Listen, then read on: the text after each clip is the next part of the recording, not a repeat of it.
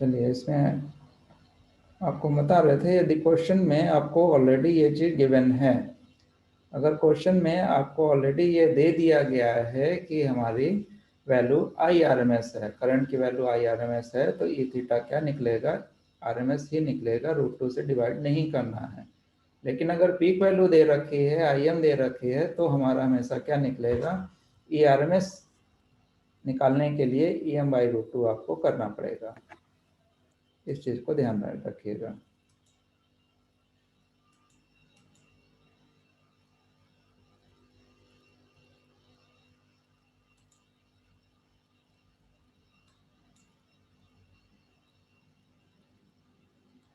अब इस फार्मूले को एक बार सभी लोग देखिए, और इस फार्मूले में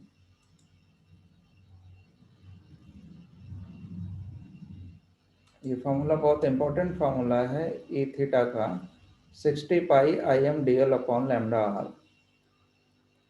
ये आप लोगों को सभी को याद करना है। एक बार आप लोगों को बोलना पड़ेगा 60 pi IM/dl by lambda are. बोलिए सभी लोग। 60 pi IM/dl upon lambda r. 60 pi IM/dl by lambda r. 60 pi IM/dl upon 60 pi lambda r. lambda r 60 pi 60 pi IM. IM/dl upon lambda r 60 pi IM/dl upon 60 pi lambda r 60 pi IM/dl upon lambda r 60 pi IM/dl upon lambda IM/dl r एक ही बार by बोलना भैया मेरे, एक ही 60 बार। pi IM/dl by lambda. बाकी लोगों को भी बोलने का मौका देना है। बाकी लोगों ने जिन्होंने नहीं बोला है, एक बार बोलिए इसको। सब लोग बोल चुके? चलिए, अच्छी बात है, सब लोगों ने बोल लिया।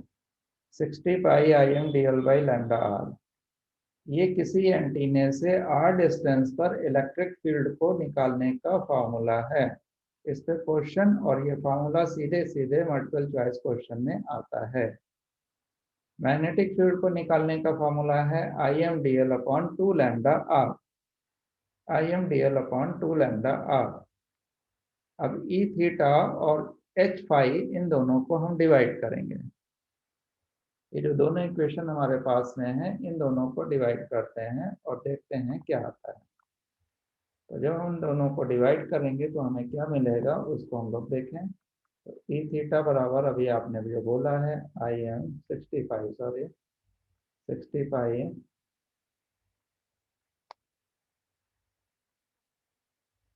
60 pi IM/dl upon lambda r, और एच फाई बराबर क्या था, IM/dl अपॉन 2 लैम्डा आर। इन दोनों को अगर हम डिवाइड कर रहे हैं तो ये थीटा बाई एच फाई बराबर हो जाएगा 60 pi IM/dl upon lambda r into IM/dl, और ये 2 लैम्डा आर ऊपर चला जाएगा। तो dl से dl कैंसिल, IM से IM कैंसिल, लैम्डा आर से लैम्डा आर कैंसिल, और जो बचेगा ये बचेगा 125। E theta upon H phi जो है वो आया हमारा 125। It is nothing but a intrinsic impedance. ये और कुछ नहीं है बल्कि क्या है, इंट्रिंसिक इम्पीडेंस है in the free space. This is intrinsic impedance. तो हवा का जो इंट्रिंसिक इम्पीडेंस होता है 125, वही है ये। तो इनका जो रेशियो होता है वो ऑलवेज इंट्रिंसिक इम्पीडेंस के बराबर होता है। This is again the question, ये मोस्ट इम्पोर्टेंट। देखिए, एंटीना थ्योरी से जितने भी क्वेश्चन आने हैं वो सभी आपको यहाँ पर दिखाए जा रहे हैं। पहले आपको ये क्वेश्चन आएगा, ये थीटा पूछेंगे, फिर एच फाइव पूछेंगे, फिर इनका रेशियो पूछ लिया जाएगा, किसके बराबर होते हैं, ये सब चीजें आपसे पूछी जाएंगी। अब नेक्स्ट जो इसमें टर्म आता है उसको हम लोग बोलते हैं पॉइंटिंग वेक्टर।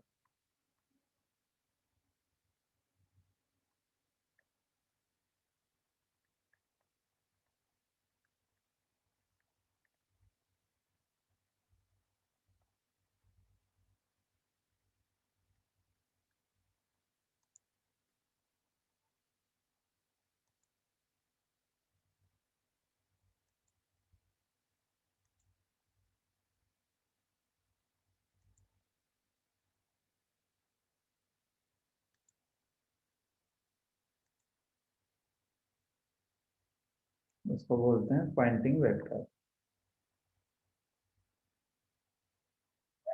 पॉइंटिंग वेक्टर क्या होती है? पॉइंटिंग वेक्टर होता है power per unit area. Power जो एनर्जी थ्रो की जाएगी एयर में, पावर पर यूनिट एरिया।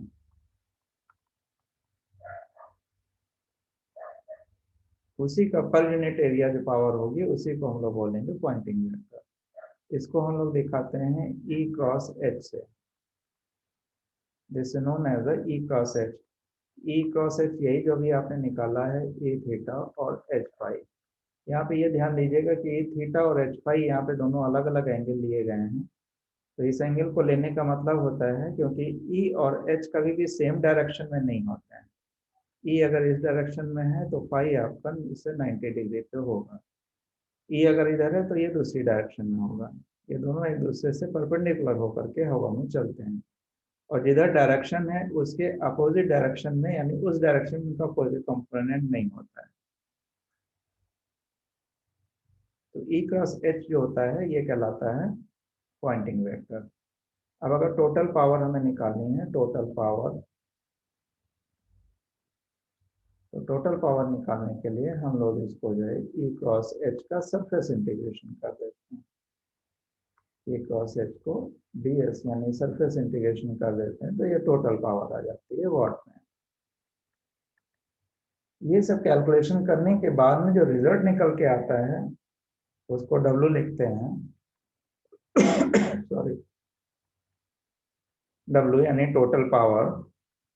ये जो टोटल पावर हमारी आएगी वो उसका एक फॉर्मूला निकलता है जिसको हम लोग बोलते हैं 80 pi square dl by lambda का होल स्क्वायर IRMS का स्क्वायर।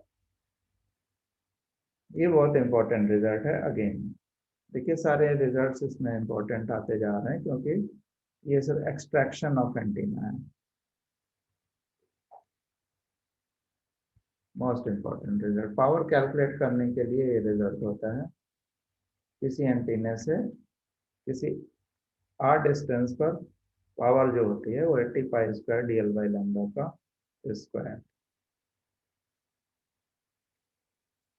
पावर आपको पता है W बराबर I स्क्वायर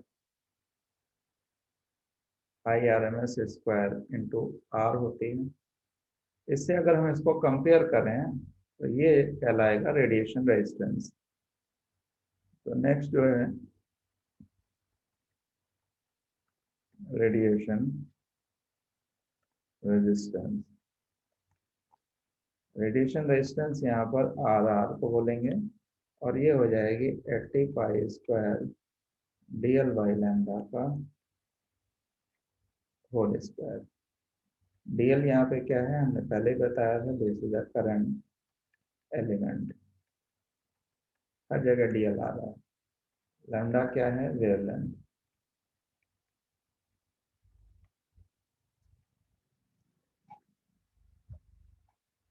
तो 80 pi square dl by lambda का होल स्क्वायर।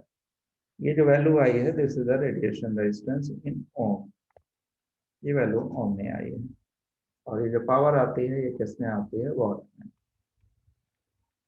तो W का फार्मूला और ये दोनों फार्मूले मोस्ट इम्पोर्टेंट, ये भी मोस्ट इम्पोर्टेंट है।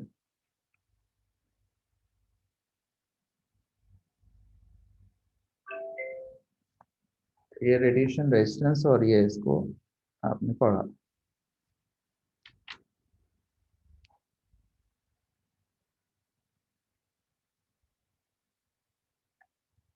नेक्स्ट पॉइंट जो इसमें आपको देखना है कि power radiated.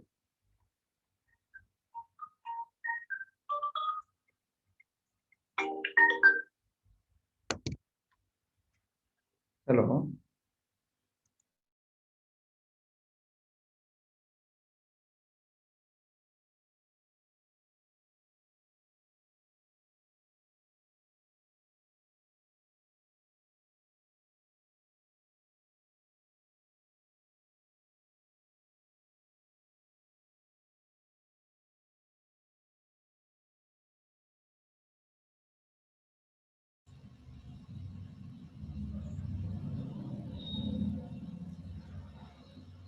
power radiated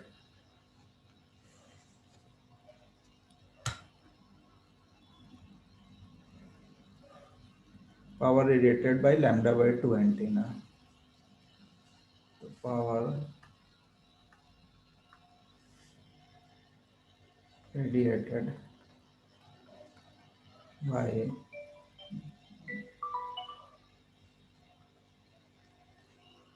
hello,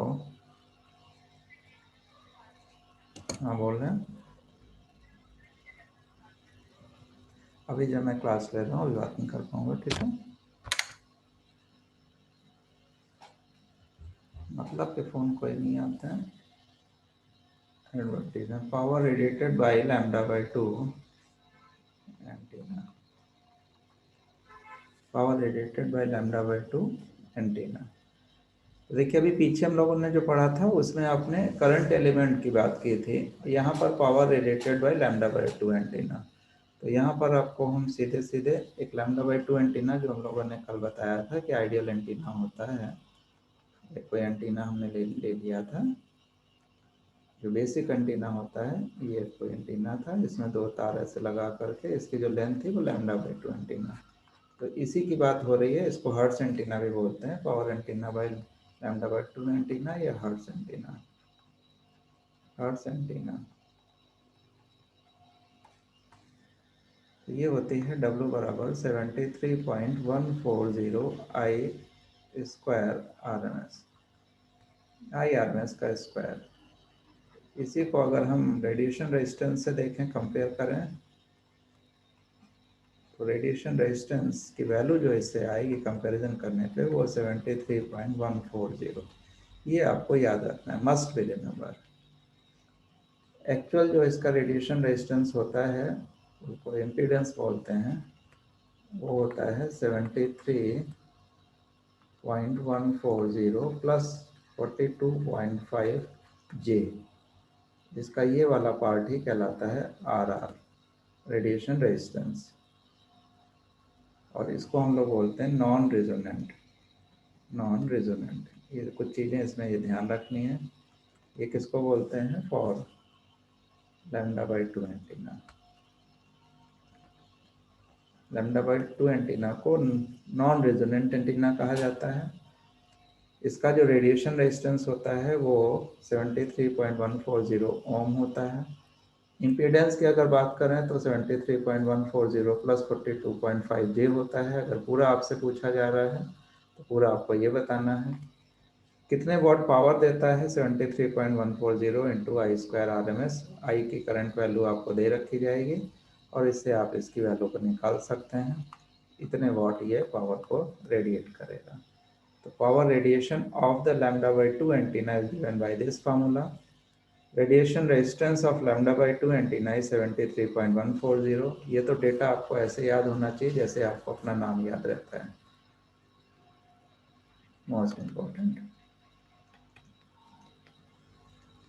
Radiation resistance of the lambda by 2 antenna is 73.140. Radiation resistance of the lambda by 2 antenna is 73.140। ये आपको याद रहना चाहिए। अब इसी के रेस्पेक्ट में, ये तो हर्ट्ज एंटीना की बात है, यहाँ भी हम अलग से भी लिख देते हैं हर्ट्ज एंटीना। एक हमने कल बात की थी आपसे मार्कोनी एंटीना की। तो जब किसी एंटीना को हम लोग ज़मीन में खड़ा करते हैं तो आधी एंटीने की लेंथ हमारे ज़मीन के अंदर हो जाती है, ग्राउंड में। तो ये लैम्डा बाय 4 एंटीना की हाइट ऊपर आएगी। इस एंटीना को हम लोग क्या बोलते हैं, मार्कोनी एंटीना। अब जब इस एंटीना की हम लोग बात करें, एंटीना, तो इसकी हमारी पावर क्या होगी, तो इसकी पावर इसकी जस्ट जो है, जो ये वैल्यू लिखी हुई है, इसका जस्ट आधा हो जाएगा। यानी इसमें इसकी पावर हो जाएगी 73, क्योंकि ये आधी लेंथ हो गई, आई स्क्वायर RMS बटे 2। और इसी के हिसाब से इसका रेडिएशन रेजिस्टेंस भी 73.140 बटे 2 हो जाएगा।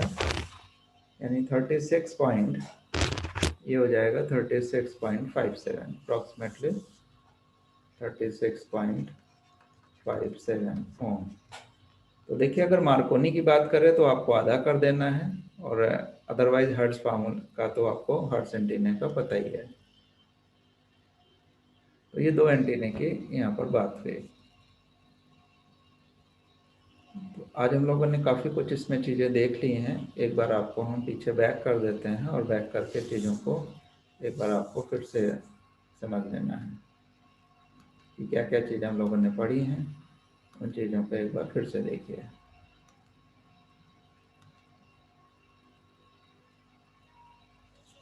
यहाँ से हमारा एंटीना शुरू हुआ, एंटीना बेसिक्स फार्मूला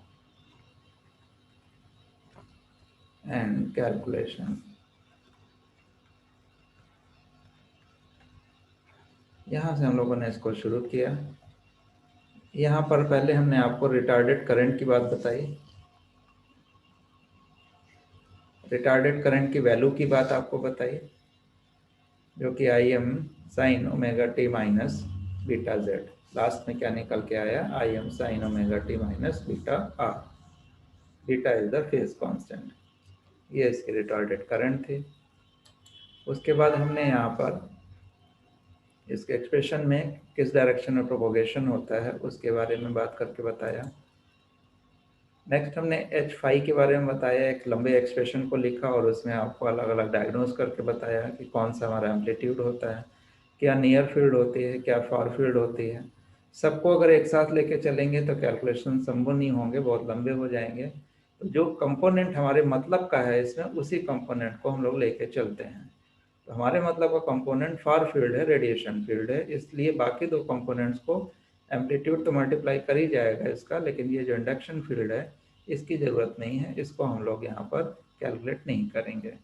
अगर बहुत एंटीने के पास में ही रह करके अगर कोई कैलकुलेशन हमें करना होता है तो फिर फार फील्ड भूल करके फिर नियर फील्ड को हम लोग कैलकुलेट करते हैं।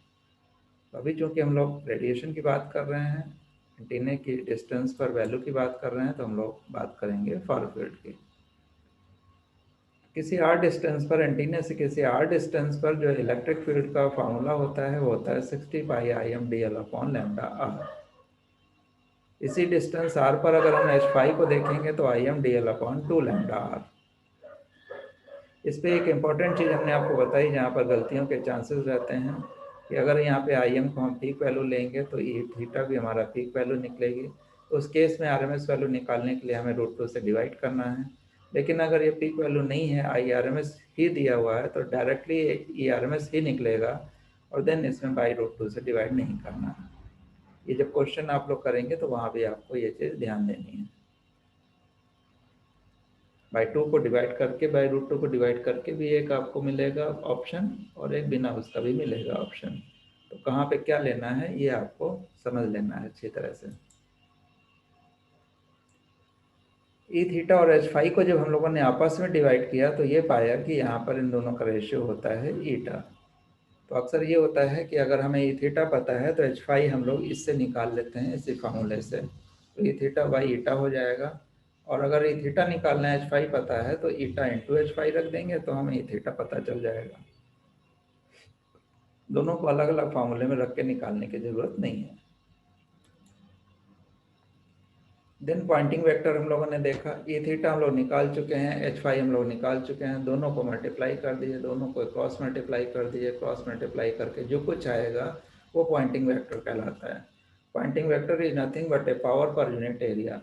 कोई स्फीयर आप लीजिए, किसी स्फीयर से चारों तरफ जितनी भी पावर रेडिएट हो रही है वो पावर बटे उसका जो सरफेस एरिया होगा, that is known as the Poynting vector. तो power per unit area is known as the Poynting vector. तो किसी भी ग्लोब के सरफेस एरिया को अगर हम पॉइंटिंग वेक्टर से मल्टीप्लाई कर दें तो हम ये बता सकते हैं कि कोई हमारी अर्थ है या कोई भी ग्लोब है वो कितनी पावर रिसीव करेगा। तो किसी डीएल हमारा कोई एंटीना है, कोई करंट एलिमेंट का एंटीना है, उसके द्वारा जो टोटल पावर रेडिएट की जाती है या रिसीव की जाती है, एंटीना दोनों तरीके से सेम काम करता है, रिसीविंग के लिए भी और रेडिएशन के लिए भी। जब रेडिएट करता है तो ट्रांसमिटिंग एंटीना है, जब रिसीव करेगा तो रिसीविंग एंटीना है। फॉर्मूले दोनों के सेम ही रहेंगे, सेम एंटीना ही होता है। वही एंटीना ट्रांसमिट भी कर सकता है, वही एंटीना रिसीव भी कर सकता है। तो टोटल पावर किसी करंट एलिमेंट के द्वारा जो होती है वो 80 pi square D L by lambda का square into I square R M S. Radiation resistance जो होता है वो 80 pi square D L by lambda का स्क्वायर, ये इसका रेडिएशन रेजिस्टेंस है। Power radiated by the lambda by 2 antenna या Hertz antenna W equal to 73.140 I square R M S होती है। इसमें रेडिएशन रेजिस्टेंस जो है वो कितना निकल के आता है 73.140 ओम। मार्कोनी एंटीना अगर लैम्डा बाई 4 की डिस्टेंस ले लेंगे, हर्ट्ज एंटीना लैम्डा बाई 2 की डिस्टेंस का होता है और जो मार्कोनी एंटीना होता है वो लैम्डा बाई 4 की डिस्टेंस का होता है, तो इसका ये आधा हो जाएगा। तो जब भी कोई एंटीना हमारा ग्राउंड से कनेक्ट किया जाता है तो उसकी जो पावर है वो हाफ हो जाती है और रेडिएशन रेजिस्टेंस भी उसी वजह से आधा हो जाएगा। तो इतनी चीज़ें आज हम लोगों ने इसमें पढ़ी हैं। आपसे ये अपेक्षा है कि कल जब आप आइएगा क्लास में तो ये सारे फार्मूलों को एक बार रिवाइज ज़रूर कर लीजिएगा। हम लोग के कैलकुलेशन जो हैं वो इसी फार्मूले पे बेस होंगे और कुछ चीज़ें यहाँ से नए फार्मूलों का डेरिवेशन भी इन्हीं बेसिक फार्मूलों को लेकर के आगे ड्राइव किया जाएगा। तो इस वजह से इन सारे फार्मूलों को अच्छी तरीके से पढ़ लीजिएगा। इसमें से कम 10 से लेकर के 20 क्वेश्चन हमारे बनते हैं केवल इसी सेक्शन से, तो इसको आपको आना जरूरी है। तो चलिए आज के लेक्चर को यहीं पे समाप्त करते हैं। नेक्स्ट लेक्चर में आपसे फिर मुलाकात होगी। तब तक के लिए थैंक्स फॉर वॉचिंग। मिलते हैं नेक्स्ट लेक्चर में।